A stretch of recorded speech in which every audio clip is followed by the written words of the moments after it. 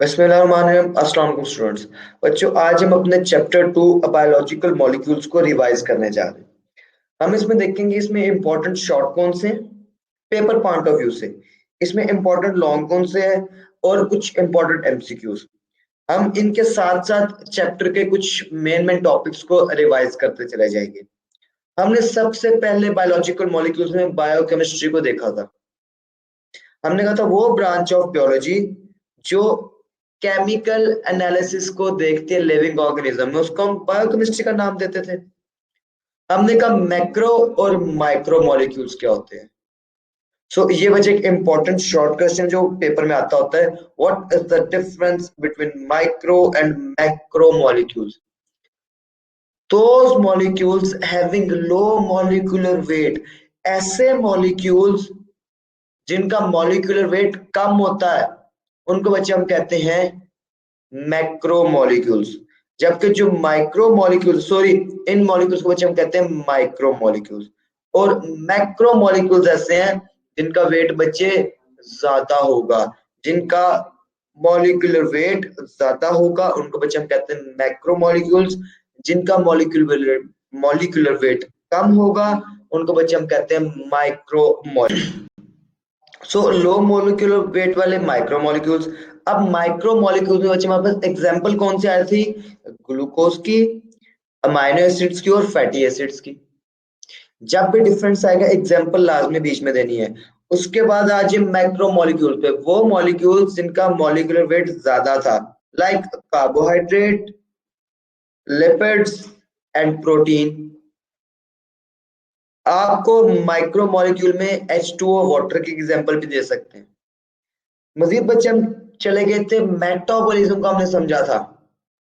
हमने the sum of all the reactions taking place in the cell is known as metabolism. Cell में होने वाले तमाम के तमाम रिएक्शंस को कंबाइनली बच्चे हमने कहा था मेटाबॉलिक रिएक्शंस। मेटाबॉलिक रिएक्शंस को हमने टू टाइप्स में डिवाइड किया था, एक एनाबॉलिक रिएक्शन, दूसरे कैटाबॉलिक रिएक्शन। हमने कहा था those reaction in which larger molecules are broken down into the smaller molecules are known as catabolic reaction। और catabolic reaction में एनर्जी रिलीज होगी। Example respiration. जबकि दूसरी तरफ आ जाते हैं anabolic processes. those processes in which small molecules combine to form a large molecule is known as anabolic reaction। और anabolic reaction में बच्चे याद रखिएगा एनर्जी इस्तेमाल होगी, एनर्जी यूटिलाइज होगी। और इसकी एग्जांपल है फोटोसिंथेसिस। जब हम एना और कैटाबॉलिक रिएक्शंस को इकट्ठा कर देते हैं तो हमारे पास आ जाते हैं मेटाबॉलिक रिएक्शन या फिर मेटाबॉलिज्म। जब आप कैटाबॉलिज्म और एनाबॉलिज्म को इकट्ठा कर देंगे तो ये टोटल रिएक्शंस होंगे जो एक सेल में अकर हो रहे हैं, इसको हम बच्चे नाम दे देते हैं मेटाबॉलिज्म। मेटाबॉलिज्म के बाद बच्चे हम गए थे वाटर की इंपॉर्टेंस की तरफ। हमने देखा था कि वाटर इतना इंपॉर्टेंट क्यों है। उसमें हमने 3 से 4 पॉइंट्स देखे थे। वाटर के हमने सॉल्वेंट प्रॉपर्टीज को देखा था, वाटर के हमने हीट कैपेसिटी को देखा था, हीट कैपेसिटी के बाद बच्चे हमने पानी के प्रोटेक्शनल रोल को देखा था और हीट ऑफ वेपोराइजेशन को देखा था। तो बच्चे आइए चलते हैं हम अपने इंपॉर्टेंस ऑफ वाटर की तरफ। पहले हमने कहा था कि water is medium of life. Life can not exist without water. पानी के अलावा जिंदगी मुमकिन नहीं है। सब एंजाइम्स ने पानी के मौजूदगी में काम करना है। फोटोसिंथेसिस पानी के मौजूदगी में होगा, रेस्पिरेशन पानी की मौजूदगी में होगा। हमने कहा था पानी की मौजूदगी के अलावा लाइफ इम्पॉसिबल है। उसने कहा डिफरेंट ऑर्गेनिज्म में 65 to 89% सेल्स में पानी पाया जाता है। हमारे बोन सेल में अबाउट 20% क्या है? पानी है। जबकि ब्रेन के सेल्स में 85% क्या है? वाटर। ऑल इंपॉर्टेंट रिएक्शन पानी की मौजूदगी में अगर होते हैं। हाइड्रोलाइसिस क्या चीज है बच्चे? किसी भी बड़े मॉलिक्यूल को छोटे मॉलिक्यूल में तोड़ना in the presence of water molecule, पानी की मौजूदगी में किसी बड़े मॉलिक्यूल को किसी छोटे मॉलिक्यूल में तोड़ना हाइड्रोलाइसिस कहलाता है। ये भी एक शॉर्ट क्वेश्चन आ जाता होता है कि व्हाट इज हाइड्रोलाइसिस। फिर बच्चे हमने सॉल्वेंट प्रॉपर्टीज ऑफ वाटर की तरफ गए। हमने कहा वाटर के पास हाइड्रोजन बॉन्डिंग भी है, तो इस वजह से ये पोलर कंपाउंड्स मतलब के आयनिक कंपाउंड्स को बहुत बेहतरीन तरीके से डिसॉल्व कर सकता है। जो वाटर का हाइड्रोजन है इस पे पार्शियल पॉजिटिव चार्ज है, तो अगर कोई आयनिक कंपाउंड आ रहा है फॉर एग्जांपल NaCl, तो NaCl के सोडियम पे होगा पॉजिटिव चार्ज और क्लोरीन पे होगा नेगेटिव चार्ज। सो जो वाटर का मॉलिक्यूल है उसका हाइड्रोजन उसके क्लोरीन के नेगेटिव पार्ट को अपने पास खींचेगा, जबकि वाटर का ऑक्सीजन जिसपे पार्शियल नेगेटिव चार्ज है वो NaCl के सोडियम Na+ को अपनी तरफ खींचेगा, तो उसको डिसॉल्व कर लेगा। वाटर पोलर सॉल्वेंट्स को पोलर कंपाउंड्स को तो डिसॉल्व करने में बहुत माहिर है, जबकि कुछ नॉन पोलर कंपाउंड्स को भी डिसॉल्व कर लेता है जिनमें कोवेलेंट बॉन्ड होगा पर में पार्शियल पॉजिटिव और पार्शियल नेगेटिव चार्ज हो। इस वजह की वजह से इस बुनियाद पे हमने पानी को बच्चे यूनिवर्सल सॉल्वेंट का नाम भी दिया हुआ है। नेक्स्ट प्रॉपर्टी बच्चे आ गई तुम्हारे पास हीट कैपेसिटी। हमने कहा था पानी में हीट को एब्जॉर्ब करने की, हीट को अपने पास संभाल के रखने की बहुत ज्यादा कैपेसिटी है। पानी के पास ये कैपेसिटी आई कहां से? पानी के पास हाइड्रोजन बॉन्डिंग। अब हाइड्रोजन बॉन्डिंग में क्या होता है, पानी जो हीट एब्जॉर्ब कर रहा है उसको अपने हाइड्रोजन बॉन्ड्स को तोड़ने के लिए इस्तेमाल करता जाता है। फायदा क्या हुआ, पानी ज्यादा से ज्यादा हीट एब्जॉर्ब करता जाएगा, जबकि पानी का चेंज ऑफ टेम्परेचर कम से कम होगा। तो पानी हीट एब्जॉर्ब करता जाएगा और उसका खुद का लेवल ऊपर नहीं जाएगा। As a temperature stabiliser living organism में पानी इस्तेमाल होता है। सो अगर आपको पानी का टेम्परेचर सिर्फ 1 डिग्री सेल्सियस ऊपर लेके जाना है, अगर आपको पानी के टेम्परेचर को 15 डिग्री सेल्सियस से 16 डिग्री सेल्सियस तक लेके जाना है, तो आपको बच्चे कितने दे चाहिए? 1.0। ये पानी की हीट कैपेसिटी है। नेक्स्ट बच्चे हम चले गए थे हीट कैपेसिटी के बाद पानी की हीट ऑफ वेपराइजेशन पे। हमने कहा था कि पानी के पास एक एक्सीलेंट हीट ऑफ वेपराइजेशन है। पानी के अगर आपको 1 लीटर पानी में से आपने सिर्फ 1 ग्राम पानी को इवेपोरेट करवा दिया, बल्कि सिर्फ 2 ग्राम पानी को, अगर आपने 1 लीटर पानी में से सिर्फ 2 ग्राम पानी को इवेपोरेट करवा दिया, मतलब क्या कि उस पानी को आपने लिक्विड स्टेट से गैसियस स्टेट में कन्वर्ट करवा दिया, सिर्फ 2 ग्राम पानी को।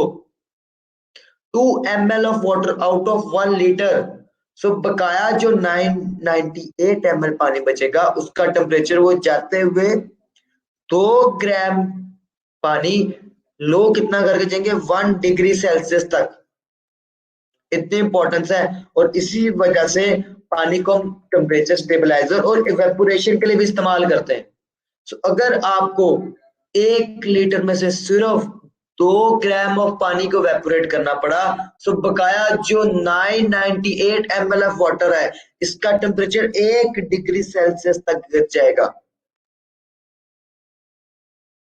The specific heat capacity of vaporization was 574 kilocalories per gram। और हमने यही भी बताया कि पानी का एवेपोरेशन में ट्रांसपायरेशन में बहुत इंपॉर्टेंट रोल है। सिर्फ 2 मिलीग्राम ऑफ वाटर अगर एवेपोरेट करेगा हमारे 1 लीटर ऑफ वाटर में से, तो बाकी 998 ml ऑफ वाटर का वो जो टेम्परेचर है वो कितना कम करके चले जाएगा बच्चे? 1 सेल्सियस तक। फिर बच्चे लास्ट में हमने देखा था पानी की आयनाइजेशन। आयनाइजेशन के बाद प्रोटेक्शन भी देखी थी। आयनाइजेशन ऑफ वाटर में हमने देखा था वाटर क्या करता है, अपने आप को हाइड्रोलाइज करके अपने आयंस बना देता है। H+ आयन, जिसको हम बच्चे कहते हैं हाइड्रोजन आयन, और OH नेगेटिव, जिसको हम नाम देते हैं हाइड्रोक्सिल आयन का। ये आयन भी रिएक्शंस को मदद करेगा होने में, चीजों के डिसॉल्व करने में मदद करेगा। सो आयनाइजेशन ऑफ वाटर भी केमिकल रिएक्शन में मदद कर रहा है जो सेल के अंदर हो रहे हैं, और डिफरेंट चीजों को डिसॉल्व करने में। लास्ट में आता है प्रोटेक्शनल रोल ऑफ वाटर। वाटर हमारे बॉडी के डिफरेंट ऑर्गन्स को प्रोटेक्ट कर रहा था, उनमें लुब्रिकेशन का काम कर रहा था। कैसे? आपने देखोगे हमारा जो एब्डोमिनल कैविटी है उसमें स्टमक भी है, उसमें लिवर भी है, उसमें पेनक्रियाज भी है, उसमें हार्ट भी है, उसमें लंग्स भी है। तो जब कोई जंप आएगा, ये आपस में ऑर्गन्स टकराएंगे, अगर इनमें पानी ना हो तो इनमें लुब्रिकेशन नहीं हो सकती। ये फ्रिक्शन की वजह से आपस में इंजरी हो जाएगी हमारे ऑर्गन्स को। सो पानी प्रोटेक्शन रोल कैसे प्रोवाइड कर रहा है? इनके दरमियान में लुब्रिकेशन प्रोवाइड करके। हमारा स्लाइवा भी वाटर है। हमारे ऑर्गन्स के दरमियान में जो पानी पाया जाए, जो लुब्रिकेशन का काम करे। कभी आप जो मुर्गी या जिबा हुई मुर्गी देखिए, उसके अंदर से आपको मिलेगी जितने भी ऑर्गन्स है वो थोड़े वेट मिलेंगे, क्यों? उनमें पानी मौजूद है जो हमारे पास लुब्रिकेशन का काम कर रहा है। सो ये था बच्चे हमारे पास वाटर का प्रोटेक्शनल रोल। उसके बाद हम गए थे बच्चे कार्बोहाइड्रेट्स में। हमने कहा कार्बोहाइड्रेट्स को हमने शुगर्स कहा था। इनमें हमने कहा था मोनोसैकेराइड्स हैं, डाइसैकेराइड्स हैं, ओलिगोसैकेराइड्स हैं और पॉलीसैकेराइड हैं। कार्बोहाइड्रेट्स को कहा था हमने हाइड्रेटेड कार्बन है। हाइड्रोजन है इनमें, कार्बन है और ऑक्सीजन है। कार्बोहाइड्रेट क्योंकि ये टेस्ट में मीठे होते हैं, इनको हमने शुगर्स का नाम भी दिया था। सबसे सिंपलेस्ट कार्बोहाइड्रेट बचे थे मोनोसैकेराइड्स, जिनमें 3 से लेके 9 तक कार्बन हो सकते हैं। कार्बोहाइड्रेट्स बच्चे 2 ग्रुप्स के मिलकर बनते हैं, केटोनिक ग्रुप और aldehydic group. So they are the polymers of ketonic and aldehyde group. Carbohydrates बच्चे हमने देखा था मेन सोर्स ऑफ एनर्जी है। Glucose is the simplest carbohydrate. Photosynthesis में भी ग्लूकोज बन रहा है, और रेस्पिरेशन में भी बच्चे हम ब्रेक डाउन ऑफ ग्लूकोज कर रहे हैं। इसका वजह जनरल फॉर्मूला हमने कहा था CxH2O, where X is the बच्ची whole number of ratio for carbons which may range from 3 to 1000 of carbons. Carbohydrates के बाद बच्चे हम गए थे लिपिड्स के बाद। हाँ, याद रखिएगा, देखो मैं कहता था व्हाट इज ग्लाइकोसिडिक बॉन्ड। सो जब 2 मोनोसैकेराइड 2 ग्लूकोज मिल रहे हैं, ये बीच में से पानी को रिमूव कर देते हैं और एक बॉन्ड बना लेते हैं। So the bond present between the molecules of carbohydrate और द बॉन्ड लिपिड्स का हमने देखा था, they were the heterogeneous compounds of fatty acids and cholesterols. Cholesterols और फैटी एसिड मिलके क्या बनाते हैं? Lipids. Lipids high storage molecules थे। जब बॉडी ने एनर्जी यूटिलाइज कर ली, एक्स्ट्रा से एक्स्ट्रा एनर्जी बच गई, तो वो बॉडी लिपिड्स की फॉर्म में, फैट्स की फॉर्म में स्टोर कर देता है। जिक्र होता है ग्लाइकोसिडिक बॉन्ड का भी। सो the bond present between 2 molecules of carbohydrates या between monosaccharides, oligosaccharides या polysaccharides, तो उसको बच्चे हम कहते हैं ग्लाइकोसिडिक बॉन्ड। जबकि इसका ऑपोजिट आएगा पेप्टाइड बॉन्ड प्रोटीन में। जो 2 अमाइनो एसिड्स में बॉन्ड पाया जाएगा उसको हम कहेंगे बच्चे पेप्टाइड बॉन्ड। तो डिफरेंस आ जाता होता है, difference between glycosidic bond and peptide bond. Peptide bond present है अमाइनो एसिड में, जबकि ग्लाइकोसिडिक बॉन्ड बच्चे हमारे पास प्रेजेंट है हमारे कार्बोहाइड्रेट्स में, मतलब कि हमारे मोनोसैकेराइड्स में, ग्लूकोज में, फ्रक्टोज में या फिर सैक्रोज में। लिपिड्स हाई एनर्जी कंपाउंड थे, लिपिड्स वाटर में सॉल्युबल नहीं थे। इनकी इस प्रॉपर्टी की वजह से हमने लिपिड से स्ट्रक्चरल रोल लेना शुरू कर दिया। हमने कहा अच्छा ये पानी में सॉल्युबल नहीं है, तो क्या हुआ? हमने इनसे मेम्ब्रेन बना ली। सो लिपिड्स पानी में लेस सॉल्युबल होने की वजह से हमने इनसे स्ट्रक्चरल रोल ले लिया। क्यूटिकल लेयर जो लीव के ऊपर सरफेस है वैक्स की, लिपिड है। लिपिड असल में क्या थे? वाटर प्रूफ मटेरियल थे। जहां में ट्रांसपायरेशन को कम करना था, हमने वहां लिपिड का सरल लिया। उसके बाद बचे आए थे हमारे पास प्रोटीन। हमने कहा था जो सेल का ड्राई वेट है ये ऑलमोस्ट 50% कंसिस्ट करता है प्रोटीन का। अगर सेल में से सारे सेल को ड्राई कर दिया जाए, वाटर को रिमूव कर दिया जाए, तो तब उसका वेट ले जाए तो ऑलमोस्ट 50% वेट बचे किस चीज का होगा? प्रोटीन्स का। हमने कहा प्रोटीन बने किस चीज के? अमाइनो एसिड के। 10,000 टाइप्स थी अमाइनो एसिड की हमारे पास, जिसमें से 20 एसेंशियल अमाइनो एसिड थे जिनके अलावा जिंदगी पॉसिबल नहीं थी। प्रोटीन की फैक्ट्री कौन है? राइबोसोम। प्रोटीन को मॉडिफाई कौन करता है? Golgi operators. सो बच्चे हमने कहा था protein protein are the polymers of amino acids, और प्रोटीन के फंक्शन बड़े इंपॉर्टेंट थे। सारे के सारे enzyme protein, haemoglobin protein, chlorophyll protein, antibodies antigen जो हमारे बॉडीज में है जिनको हम कहते हैं एंटीबॉडीज, सारी की सारी प्रोटीन। तो बच्चे हमने कुछ मेन प्रोटीन के रोल देखे थे। All enzymes are protein and they control the metabolism of the body. हमारी बॉडी का जो मेटाबॉलिज्म है उससे एंजाइम कंट्रोल कर रहे हैं, और ये एंजाइम क्या है? Protein. Next, all hormones were also protein. जितने भी हार्मोन थे, और हार्मोन भी बच्चे हमारे बॉडी के मेटाबॉलिज्म को कंट्रोल कर रहे हैं। फॉर एग्जांपल जो हमारा एडीएच एंटी डाययूरेटिक हार्मोन है, ये हमारे किडनी में वाटर की रीअब्जॉर्प्शन को कंट्रोल कर रहा है। तो हार्मोन भी प्रोटीन, एंजाइम भी प्रोटीन। पता है सम एंजाइम लाइक हीमोग्लोबिन का काम क्या है? बॉडी में एक जगह से ऑक्सीजन को दूसरी जगह तक लेके जाना। सो ट्रांसपोर्टेशन ऑफ ऑक्सीजन ये भी कौन कर रहा है? हीमोग्लोबिन। और हीमोग्लोबिन क्या? एक प्रोटीन।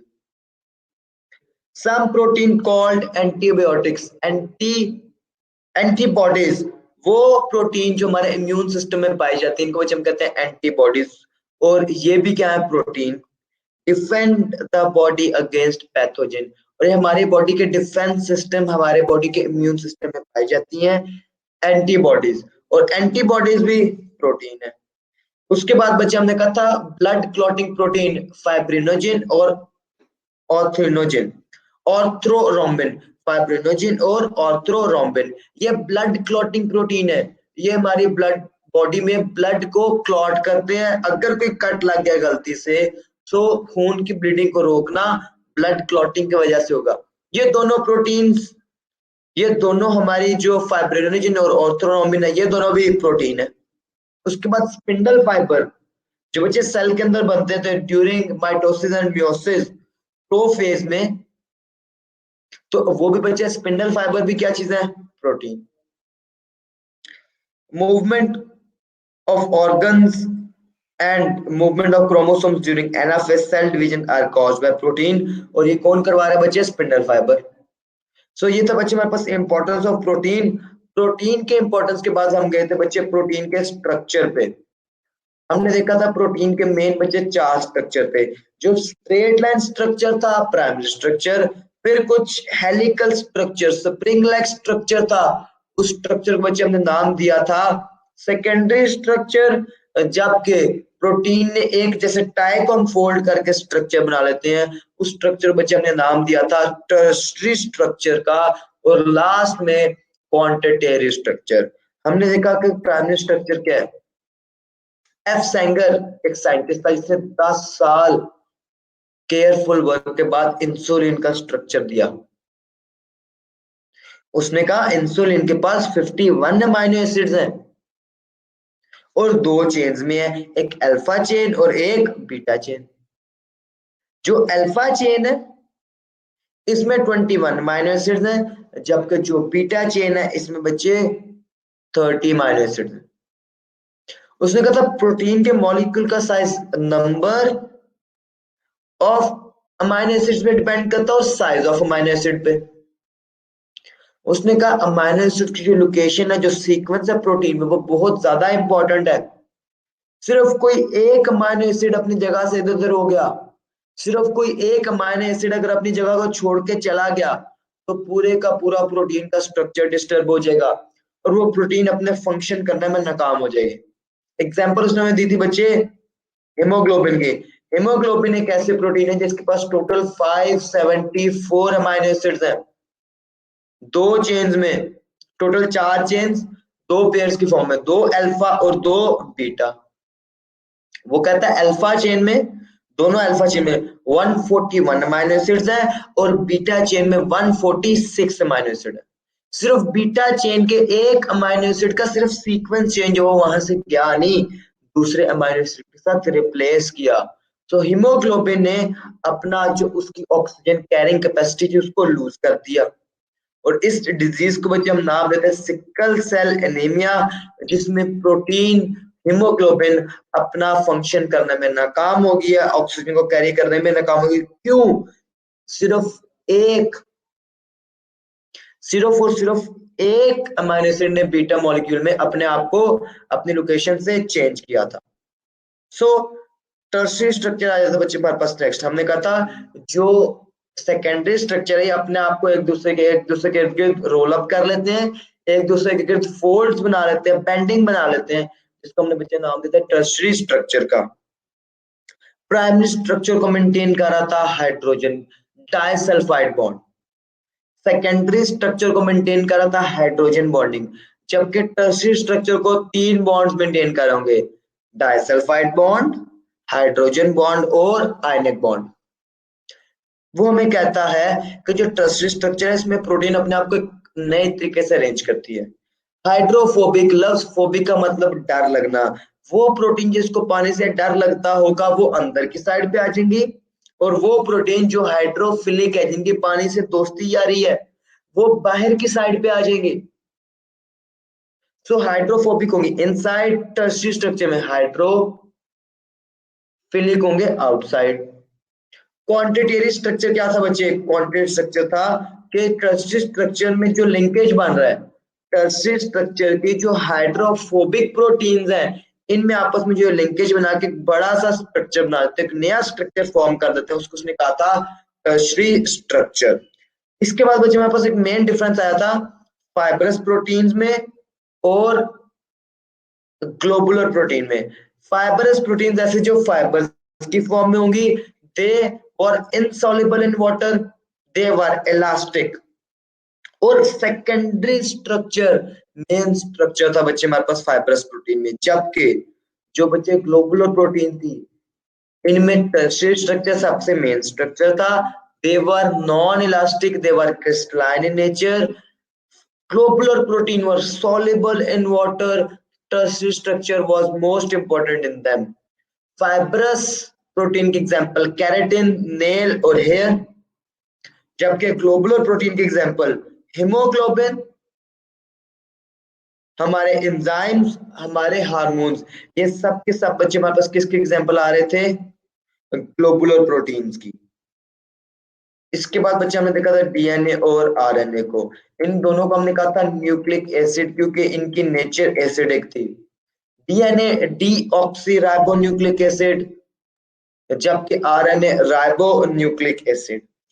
डीएनए को बच्चे एफ मिशर ने आइसोलेट किया था 5 सेल से और इनके नेचर को स्टडी किया था।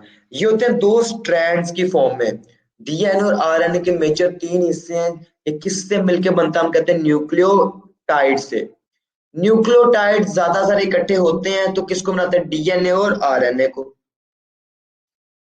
जो हमारा न्यूक्लियोटाइड है इसके 3 मेन हिस्से हैं, नाइट्रोजनस बेस, अ 5 कार्बन राइबोस शुगर और फॉस्फेट ग्रुप। अगर तो फॉस्फेट ग्रुप अटैच है एक न्यूक्लियोसाइड के साथ उसको हम कहते हैं न्यूक्लियोटाइड।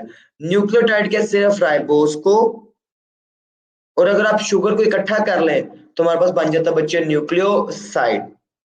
हमने कहा था बेसिस, नाइट्रोजनस बेसिस है टोटल 5। एडेनिन हमेशा थायमिन के साथ अटैच होगी, इनमें डबल हाइड्रोजन बॉन्ड होगा। साइटोसिन हमेशा गुआनिन के साथ अटैच होगी, इनमें ट्रिपल कोवेलेंट बॉन्ड होगा। और इन केस ऑफ आरएनए जो एडेनिन है वो किसके साथ अटैच होगी? यूरासिल के साथ, उसमें थायमिन नहीं होगी और इनमें होगा डबल हाइड्रोजन बॉन्ड। बच्चे ये था आज का हमारा लेक्चर। जो मोस्ट इंपॉर्टेंट बच्चे जो लॉन्ग रहते कार्बोहाइड्रेट पे नोट्स आ जाता होता है, फंक्शन ऑफ प्रोटीन पे आ जाता होता है, अमाइनो एसिड पे आ जाता होता है, कार्बोहाइड्रेट की टाइप्स पे आया था जो मैंने आपको पहले भी बता दिया। शॉर्ट ग्लाइकोसिडिक और पॉलीपेप्टाइड या पेप्टाइड बॉन्ड में फर्क आ जाता होता है। कार्बोहाइड्रेट की डिफरेंट टाइप्स के नाम लिख दे, उस पर फर्क आ जाता होता है। मेटाबॉलिज्म से क्या मुराद है, टाइप्स ऑफ आरएनए उस पे लॉन्ग आ जाता, उस पे लॉन्ग आ जाता होता है बच्चे।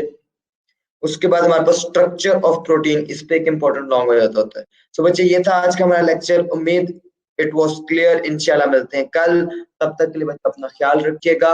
अल्लाह हाफिज।